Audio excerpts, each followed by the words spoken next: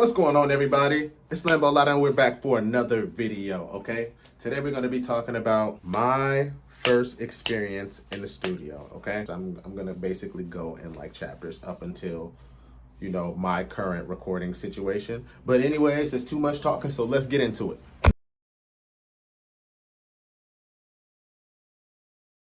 Now, my first recording situation was 2008. That's when it was. My first recording situation was probably in 2008, okay?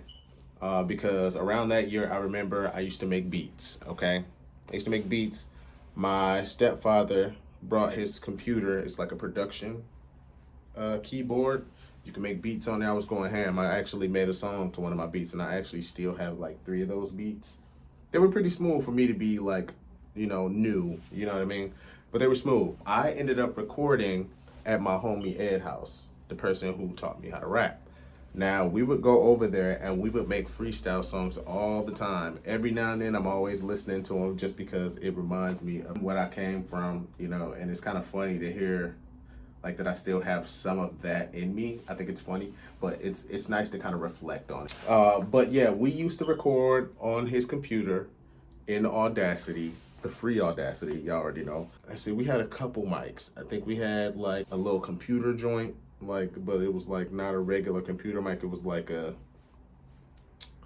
one of them like older like kind of talking mics, but it wasn't like a talking mic. It was like, I don't even know how to explain it nowadays, like it was so long ago. But we used to go in there and we used to rip them beats. Like his dad was there too, and the only thing that we couldn't do is we couldn't swear around his dad, you know what I mean?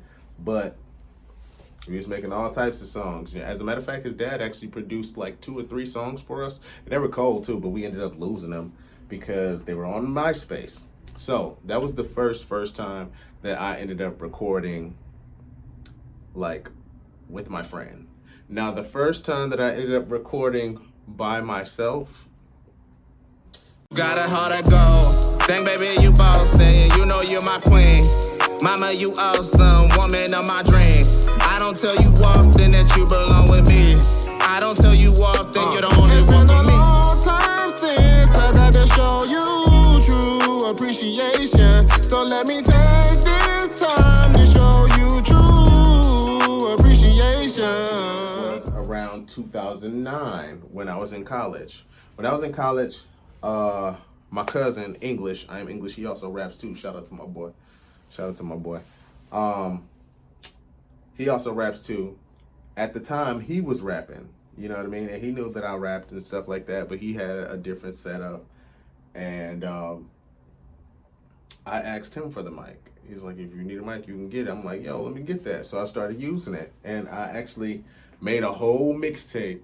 It was called Where's My Notebook At? Volume 1, okay? That's what Where's My Notebook At?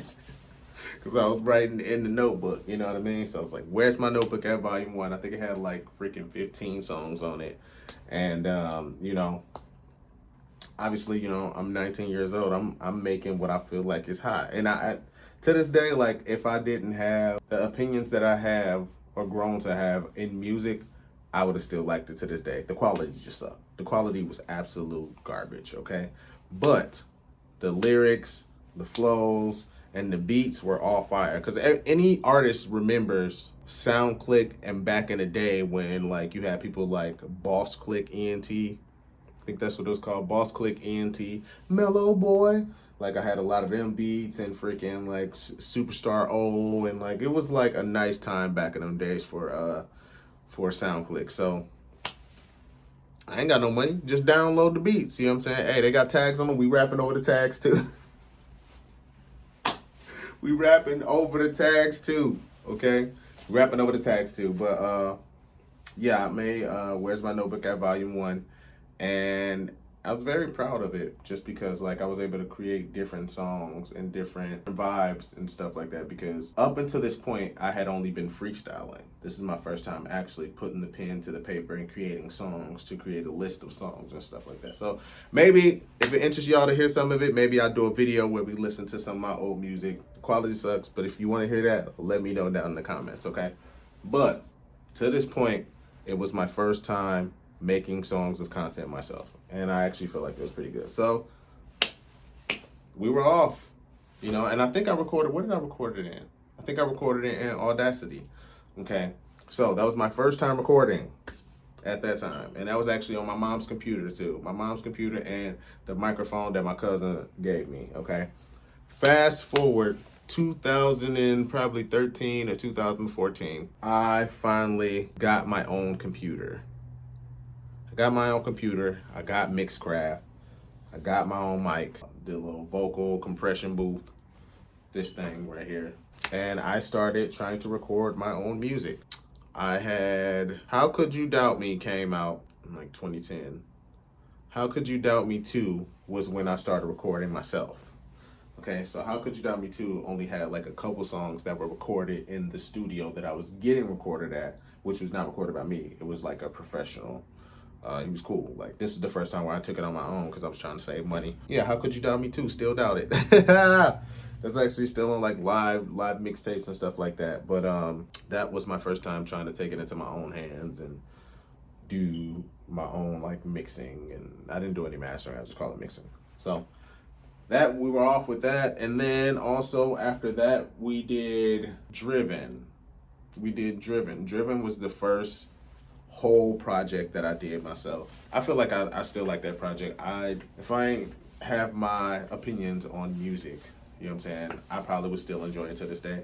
Now it's a little dated for me, just because I feel like I've grown like above that. But at the same time, I didn't know the future, so I mean, I was rapping what I thought was cool. It was smooth, you know.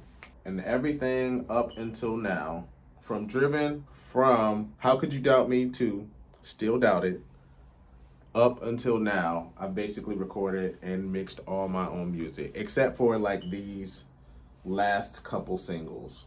These last couple singles, I handed it off to a professional in sakes of saving time and using my money to save time so that I can go and do other things. You know what I mean? So, Meant for Me and these next couple songs and stuff like that have all been like mixed and mastered by somebody else. So,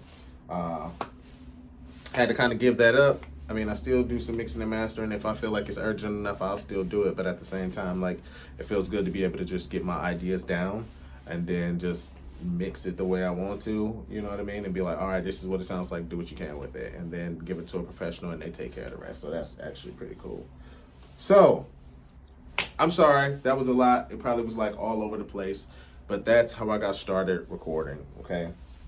First, my homies. Then my mom's computer, and then here. Okay, and I've actually been recording with the same computer since I got it.